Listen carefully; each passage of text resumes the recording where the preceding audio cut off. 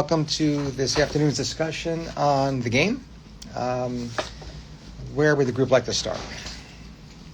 Nicholas, I guess. Okay. What did you say? Isolated, very lonely, traumatized by his father's suicide, obviously. He gives fear of vulnerability, emotionally, and I feel like the game was a metaphor for his. It was trying to exposure therapy vibes, trying to get him to get out of that fear and the sad loneliness. Yeah, I definitely think it's consistent with the way the character is built. He's someone who does not appear to me to have been amenable to the extension of help and having people offer their help for various reasons. And that might include his family, that may include his younger brother as well. So we don't see any of this in the prequel, but Conrad realizes I got to help my brother, and this is the best way to do that. And don't know if it's something that he went through, came out of it different, and felt, oh well, this is something that I should offer, or if it was more of a motive in terms of, well, let me look for something and then find something not only for his brother but for him. Who knows? But all right. So first and foremost, tell me what you know about the condition of major depressive disorder. And I think the way in which we get here, maybe we should digress just a bit. We're looking at Nick right now, and I need a consensus. So raise of hands. The camera's not on anybody. Raise of hands. We're going to choose between choice A and B.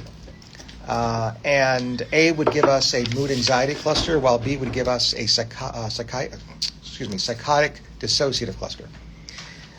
If we were to poll 99 undergraduates from the School of Arts and Sciences, what do you think their consensus would be? And the exercise like this just takes it away from us and owning where our brains go, because sometimes our brains are our worst enemies. So objectively, raise of hands, A, a mood anxiety cluster. So we got a bunch of people raising their hand now. Those following on Instagram will have to just take my word for it. B, psychotic dissociative cluster. All right, so no one. Step number 2 in coming up with and developing a case formulation would be now to choose one illness from which to work. This is completely arbitrary. So just matter of opinion, whoever wants to offer one condition in the mood anxiety cluster that you think should be our starting point. There's no wrong answer. Yeah. Supposed to, and this is irrespective of our case, irrespective of the movie assigned. This is generally speaking the illness that we'll always start with when we choose A, right? So PTSD is a consideration. Sure. Yep. What else? Major depressive disorder. Okay. Any else? Any more? Anything else? Like anxiety. Which one? Oh. Generalized anxiety disorder? Put words in your mouth? Yeah. All right, so we have 3 choices. Anybody else offer any other opinion? All right, yeah. So bipolar disorder, right? Bipolar or related disorder, maybe like bipolar 1 disorder. Okay, so that's 4. Let me be the deciding vote. We're going to choose arbitrarily as a group major depressive disorder. For this reason, your point, well, actually I don't want to give anything away. Let's go to the next step, all right? And that is demonstrate our knowledge of the DSM. You're going to tell me what the diagnostic criteria are for MDD. What are those things you're going to be looking for in a couple of weeks on your shelf exam for you to choose major depressive disorder as your single best answer, or this is opened up to everybody? So period greater than 2 weeks. It has to be marked by depressed mood or loss of interest, and then has to be accompanied by 4 other of the SIGI caps. Yeah. Everybody got that? Right? It's pretty much right out of the textbook. Could not have done it better myself. Right? Step 3. Step 4. would be to now appreciate that this condition is a diagnosis of exclusion. So now you're going to tell me the 5 or so conditions that the clinician must investigate and rule out in order to continue to rule in major depression as the provisional diagnosis. Manic episode. Right, so that's how we get to bipolar, right? So that's where bipolar comes in. So in that way, it's almost like a 2 for 1, right? So a bipolar or related disorder. 4 more, Substance use? right? A substance-induced depressive disorder. Good. Medical. A depressive disorder due to an underlying medical condition. Good. 3. 2 more to go. It's postpartum depression or something? It's not. That's a qualifier. That'll be a specifier for onset of depression. It could be seasonal. It could be with peripartum onset. Anxiety. There are no anxiety disorders in the required differential diagnosis per the American Psychiatric Association. Dysthymia? Dysthymic disorder or dysthymia, persisting depressive disorder, is not one. Although I want you to keep that in mind, though, as a cheat. Eating disorders. No? No, not unless there's something in the movie and or dialogue, the HPI, that would suggest. The other conditions to investigate for major depression are schizophrenia, as well as... DID. No, I think you're good. I'm sorry. I think I gave you 1 extra. So that's on me. All right? We used to have bereavement, but that's long been removed. All right. So next step, lost count, 5. Let's put these in some kind of an order. Now we're going to get to the movie. Now we have to actually demonstrate that Nick not only is ruling in for depression, but also what that means is he's also ruling out for those other conditions. Oh. So any of these conditions that you just named look like they should remain under differential, and why?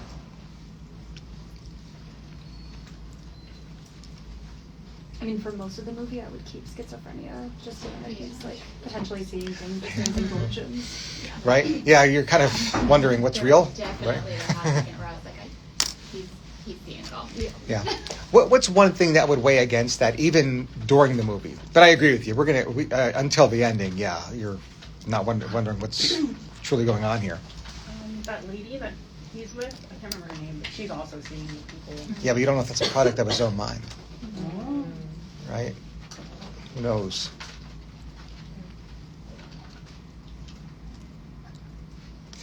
Onset. The onset's atypical for this particular age, and it could happen, but there really are no cognitive deficits. I mean, he's a broker, and he's incredibly wealthy, and individuals who have the cognitive deficits that are a real part of schizophrenia are not able to do what he does, right? So that would be very low in our differential. Right? Other thoughts here?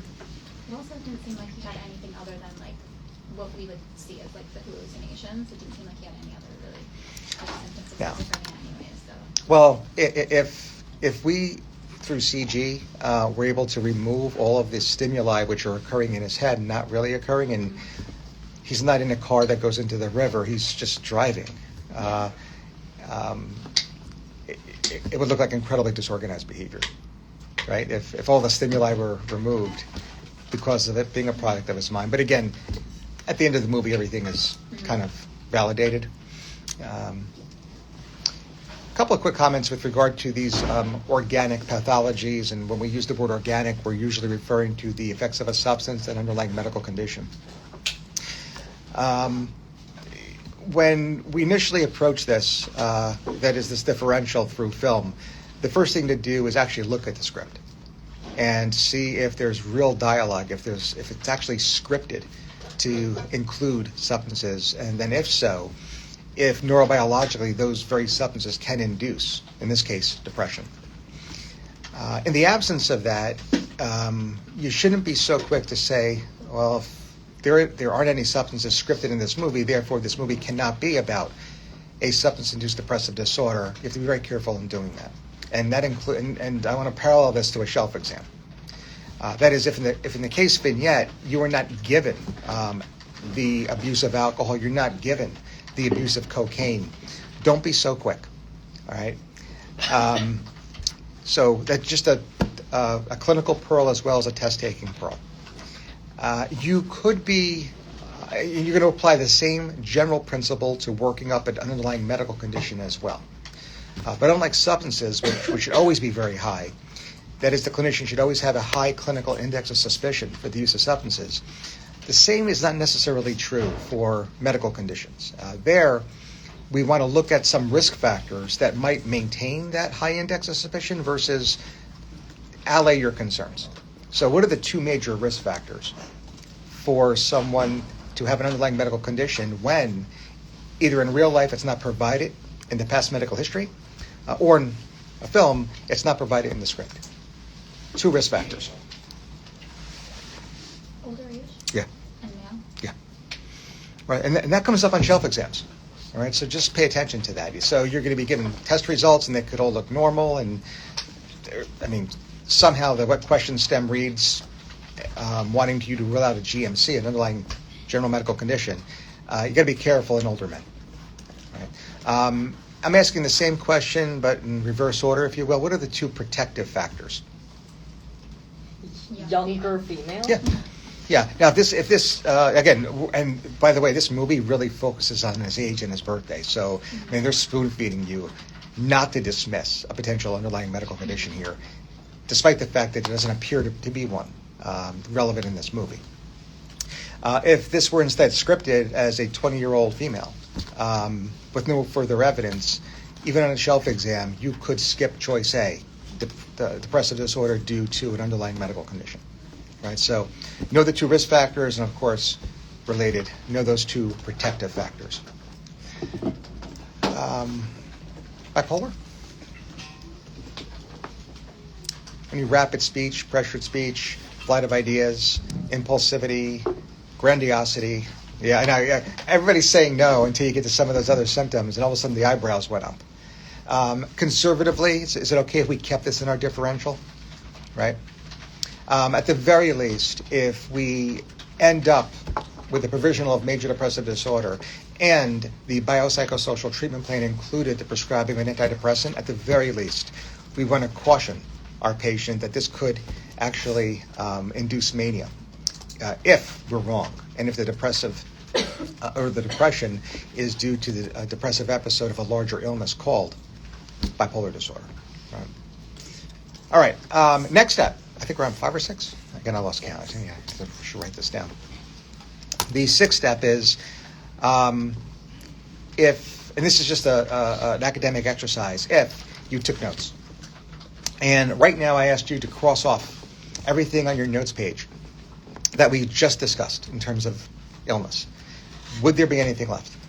Are there any things that you've noted that are not already justified or explained by anything that we've recently discussed? Because if the answer is that there is nothing left, we're done. On the other hand, if there are things that you've noted that have not yet been explained, guess what? We have more discussion to explain those missing items. So, anything in watching this movie that you took note of that you don't feel as if have yet been explained by major depression versus bipolar versus substance or even medical condition? The flashbacks that he has. What flashbacks does he have? He has like the when he was driving into his compound, his house. He had like we saw it. I don't know if it was his flashback or not. Like, it's a little hard to tell, but he was like running through the forest, and then he was standing at his house, and then he saw his dad, and then he ran to the other side, saw his dad on the floor. Yeah. 100%. So flashbacks would not be explained by major depressive disorder, would not be explained by any of the conditions that we had to investigate to potentially rule out MDD. So what's something we may have to consider here now?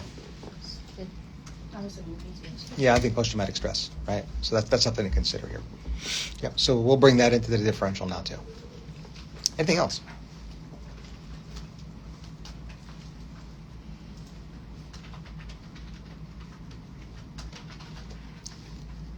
Just one more thing. By the way, when you're looking at those additional facts that you've noted and wondering, okay, what should we There's also a progression in terms of what you should consider first, because to not have this stepwise approach might be overwhelming to the clinician. Always start within the chapter, but not necessarily required by the APA. So again, required by the APA, substances, medical condition, etc. Within the chapter now for those other things that the APA does not require us to investigate. If not, then extend to the anxiety disorders chapter with having selected choice A. And then the third step is, if not in the anxiety disorders chapter, and here we think we do have one for post-traumatic stress disorder, but hypothetically, if not, then you could look at everything else, right? So nice, a 3-step progression. So the hint here is that this is something that may not have escaped you in step 1. Like a persistent depressive disorder? Yeah. I just think, and we don't really know this, but significant time has gone by. And yes, the chronicity of symptoms here could be explained by the post-traumatic stress disorder. So maybe if you actually had the clinical perspective that, no, we did address this by saying PTSD, I wouldn't argue with you. But I do think it is also fair if anybody thought that we should probably investigate persisting depressive disorder, the condition previously known as dysthymic disorder. That's probably in play here. So now you're going to tell me what dysthymic disorder is. More than a couple of years. So it's at least 2 years. It's a little bit lower severity than like a major depressive disorder in terms of the mood or anhedonia. Yeah, and suicidality is not part of the DSM criteria. Not that what happens at the end of this movie rules out. People who have this condition can certainly attempt suicide, but it's not required for diagnosis.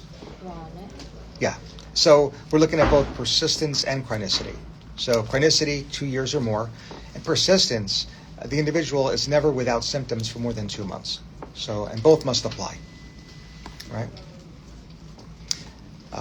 You'll often hear people talk about the rule of 2s because the individual is only required to have 2 symptoms from the list of SIGI CAPS. And then just a quick tweak here. SIGI CAPS is spelled S-E here, where suicidal thoughts or ideation is substituted for self-esteem. Right? So otherwise, it's really the same diagnostic criteria.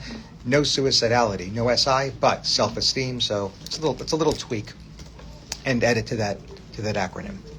Right? So 2 symptoms from that list, which really have significant overlap with SIGI CAPS, for 2 years and never without symptoms for 2 months.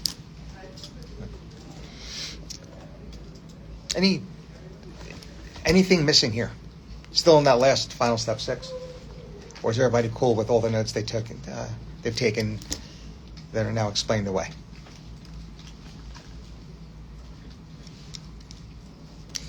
Any other observations about Nick?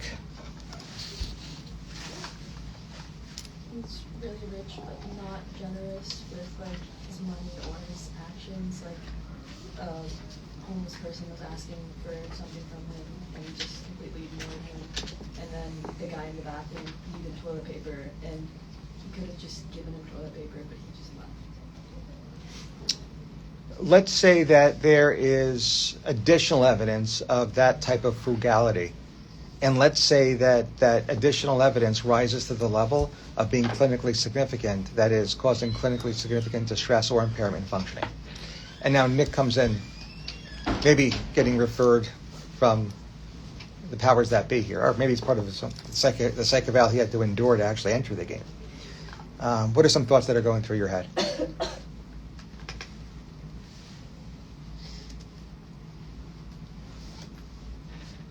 He's so self-isolated from the outside world. That's all I can think about. He definitely is. Are you saying like excessive miserliness is the symptom? Okay.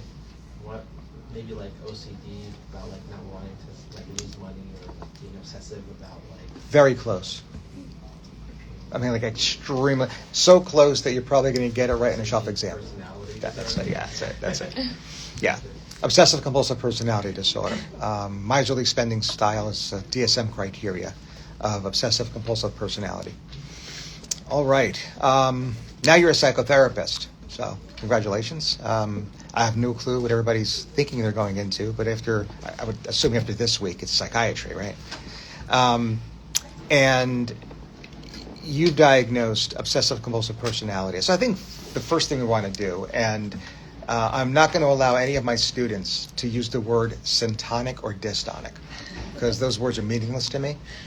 How is OCPD differentiated from obsessive compulsive disorder? Not to say that it is symptomatic.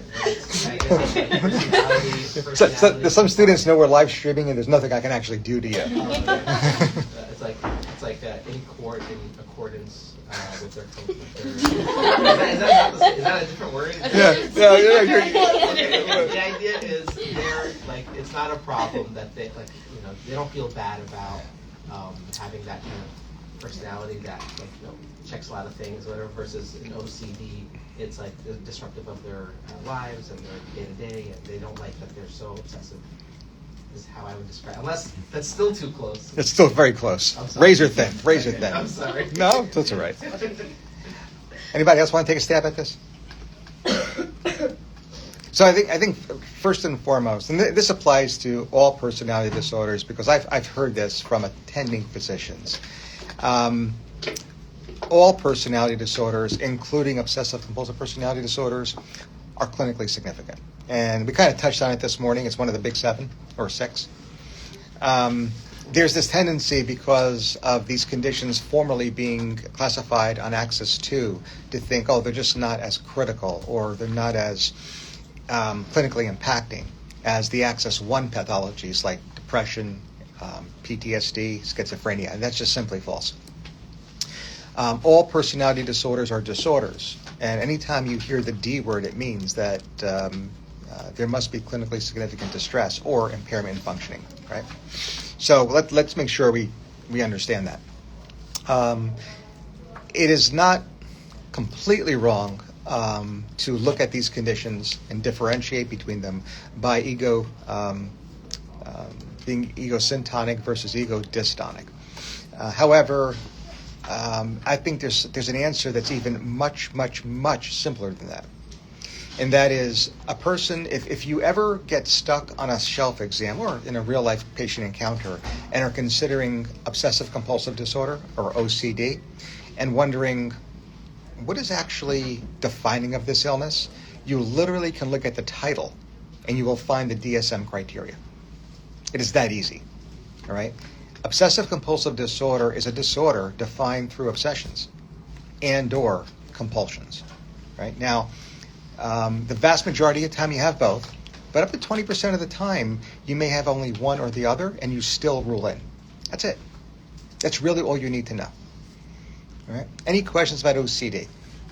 Can you repeat what you said? So which one is the one that personality disorder versus obsessive compulsive disorder? Obsessive compulsive disorder is the one where you rule in having both? Yeah. Oh, one, the other, or both. Okay. Right? Up to 20% have only one. They still rule in for obsessive compulsive disorder. Paint that out like an example, because I thought they always came together. Like, what's a compulsion without an obsession? What's an obsession without a compulsion? An obsession is nothing more than an intrusive thought. And it's an intrusive thought that differentiates from a delusion in that it is not fixed. Right? It's not fixed. So if you had this thought that, I don't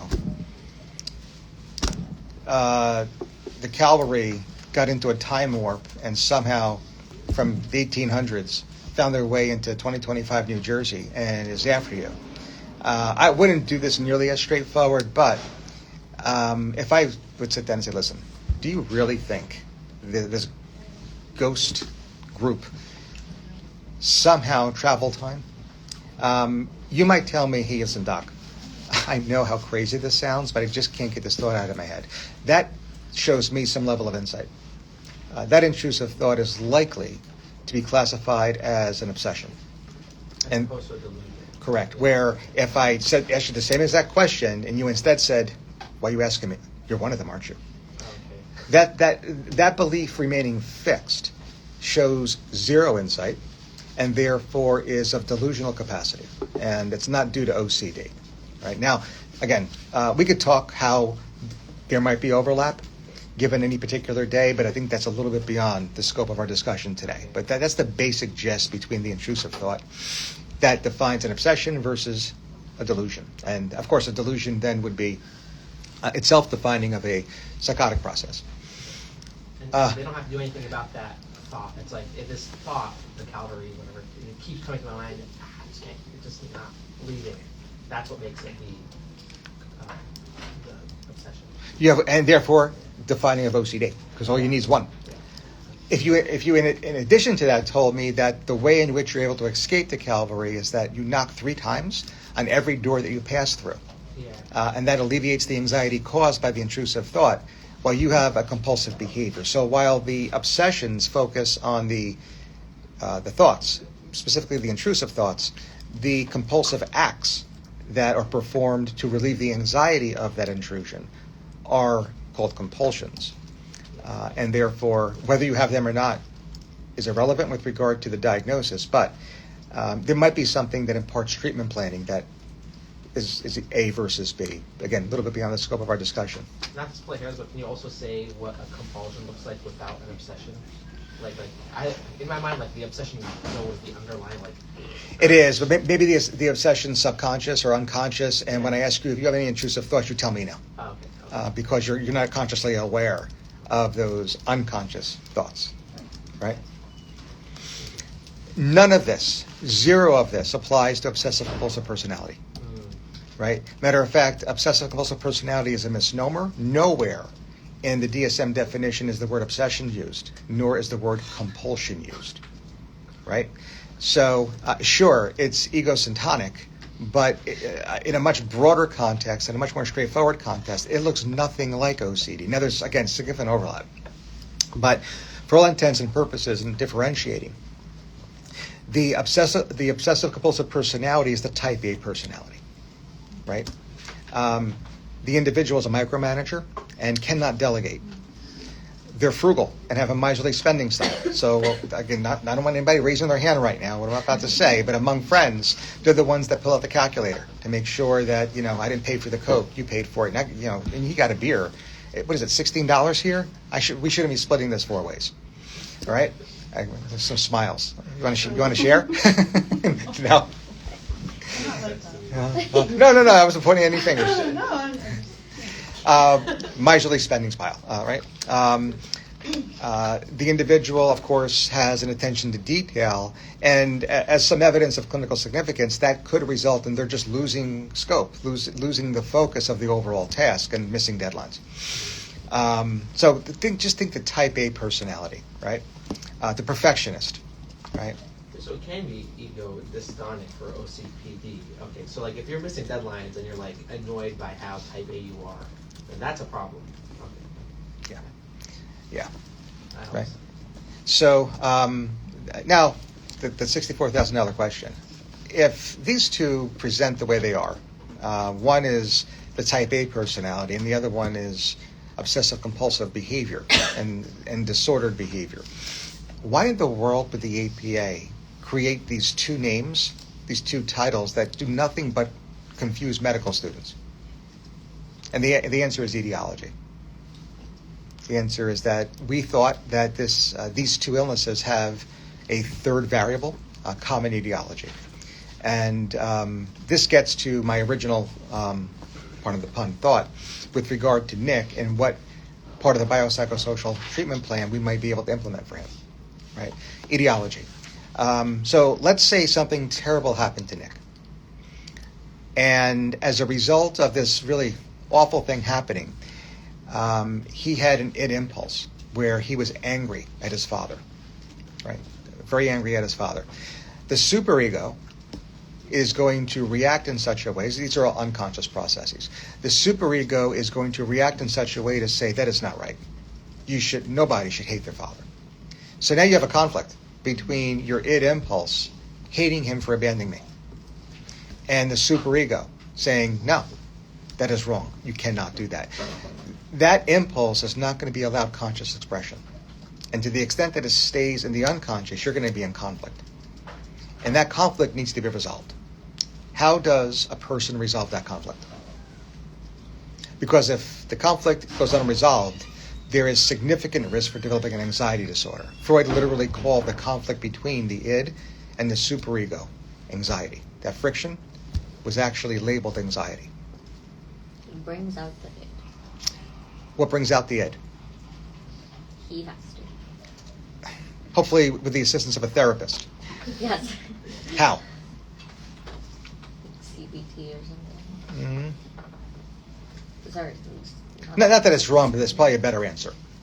Isn't the id the thing that makes you do things you desire deeply, but Yeah, like hate my father.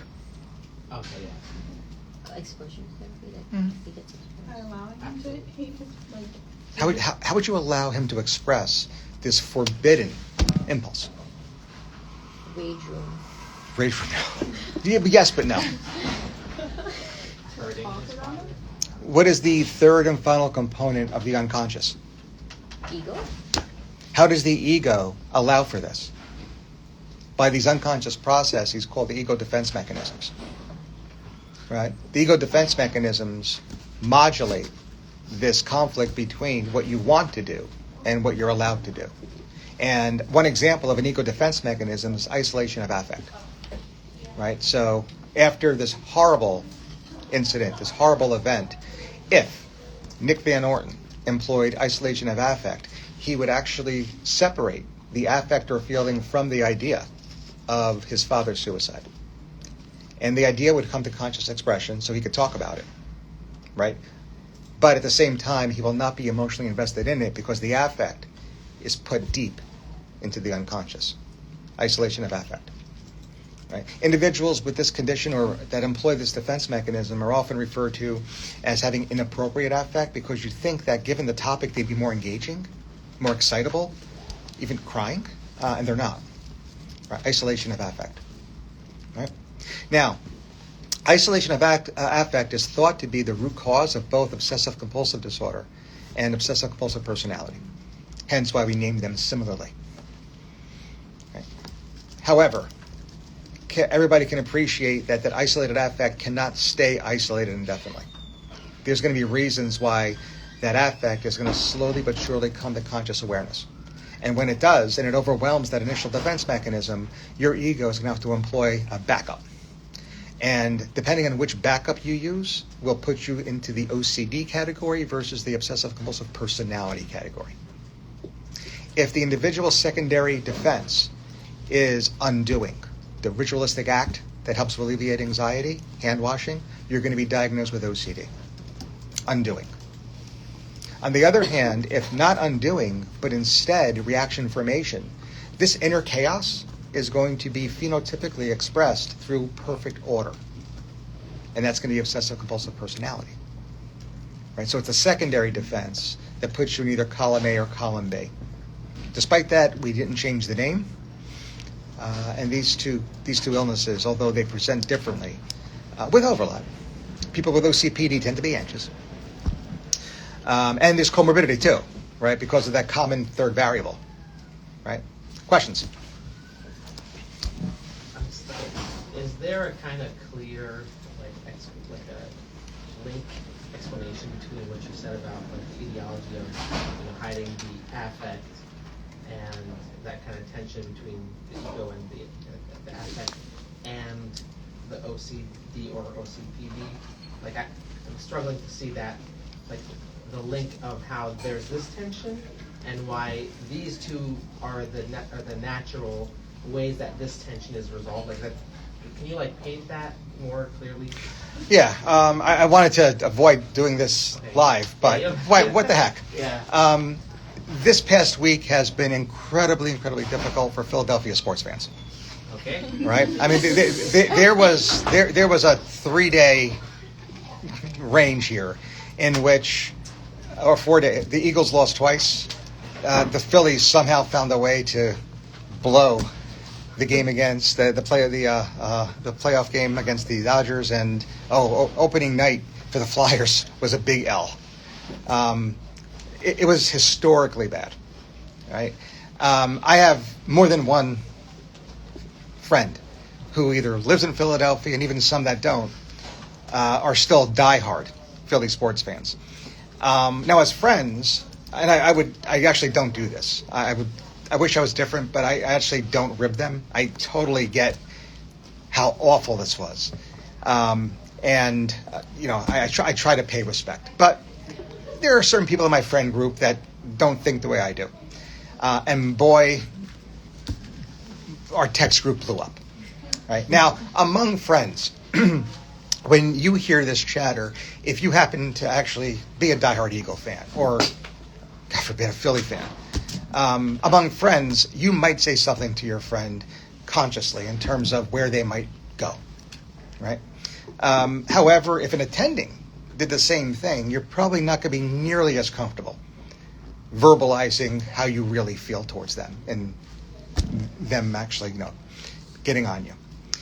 So the id impulse is not going to be allowed to be consciously expressed in those scenarios, right? So maybe the individual instead employs isolation of affect, right? To your point, as per our example. And the affect is separated from the idea. They can text you back, yep, big loss. Yep, we'll get them next year, right? But they're not going to be emotionally invested in this interaction. Unfortunately, that affect is not going to stay isolated. And it's going to overwhelm the defense mechanism. So, just on this point, is isolation of affect the only thing that can happen? No. There's 100 things that could happen. Yeah, okay. Right? And I would even say 50-50. The individual can just tell you where they'd like, yeah. But let's say half the time a coin flip, for whatever reason, you're not going to do that. Yeah. Right? And in the 50% of the time where they don't do that, there are multiple defense mechanisms. They could be in denial. They could rationalize. They could rationalize. Listen, I paid for season tickets. There's no reason why the owner couldn't go out and get a better, get more hitting in terms of how those top 3 batters performed. I mean, there's a lot of things you can do. Rationalization. If isolation of affect happened to be the defense, they're in this situation now. And because they're in this situation, they are at risk for developing 2 conditions. One is called obsessive-compulsive disorder. The other one is called obsessive-compulsive personality disorder. And which one they're likely to be diagnosed with has everything to do with the secondary defense employed once the initial defense is overwhelmed. If they employ another defense mechanism, secondarily, called undoing, they're going to engage in ritualistic acts to alleviate that tension and anxiety caused by that initial defense being overwhelmed. Right? Can you say what undoing is again? Undoing is some type of ritual to go back and somehow resolve the cause of the initial conflict.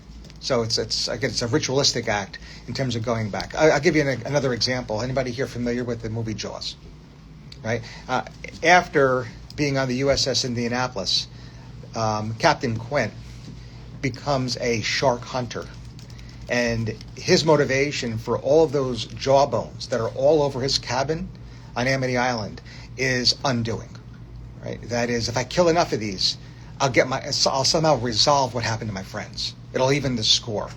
Right? It's an unconscious process. That's undoing. Right? So it's the rituals of different ritualistic behaviors that go back and undo or reverse what happened a year ago, a decade ago. Right? If not undoing, though, but instead reaction formation, which is a defense mechanism defined by turning 180 degrees. Okay. Inner chaos just turned to its complete opposite of total order. That's obsessive-compulsive personality. Is there a kind of like a tendency or like a natural link between certain kinds of defense mechanisms and their secondary defense mechanism? Because it's like the way you described it kind of makes it sound like this was what happened, and then this was another secondary thing that happened, and when you have those 2 in order, you get OCD or OCPD. Is it like that kind of like these are the reactions that can happen, or is there kind of like a rational link that when these happen, you can understand why they would end up doing undoing or end up doing reaction formation? Like, is that how that works, or is it kind of like random things? It's largely random. Oh wow. Okay. It's largely, however, having said that, and I did want to get to this. Okay.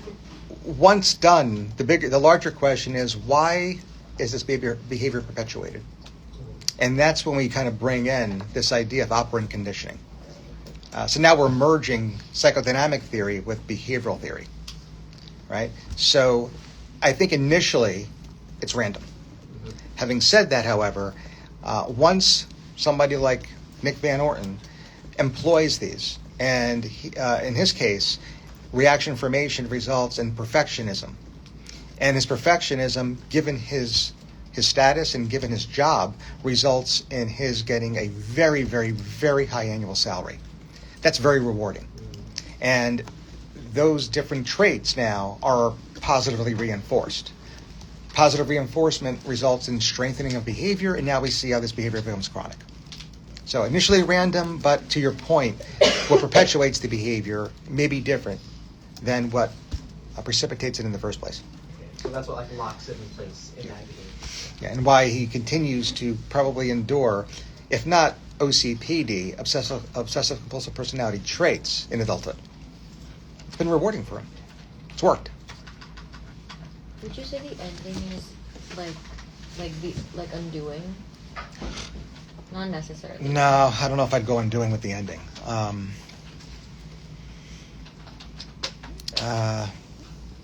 No, I just think that it's a product of. Like in his mind, not like obviously how it ended, but in his head, do you think that he was like? Well, what happens just before he gets to that roof? He takes the lady hostage, and then he sees all those people get shot. Mm-hmm. Where's his life there? I mean, I don't know if he was able to fully do this, but what's the inventory on his life? Rock bottom. Yeah, right. So again, now if we could freeze that frame right there, bring him into therapy. One of the things I would be very, very concerned about is that this is an individual who, as we just said, had character traits that resulted in the accumulation of immense wealth at the expense of stuff, and then in the end was told it was all a hoax. Right? Not that the game is a hoax. I mean, you kept on doubling down, year after year, month after month. Again, isolating yourself even more and more from family and friends, and in your mind, you rationalize that because there was a payout every 2 weeks. Don't know if you really got a paycheck every 2 weeks, but there was a payout every 2 weeks, and in the end, that's all gone. What was it all for then? And the answer is nothing. And I think that is the reason for what we see. Right? He hits rock bottom, and it's more than rock bottom. It's the fact that he fell from a certain status, and he convinced himself that attaining that status made everything else okay. His divorce, his not having any kids, his being estranged from his brother, it was all worth it. Okay. Any of the characters you want to discuss? We're kind of coming to the end of our...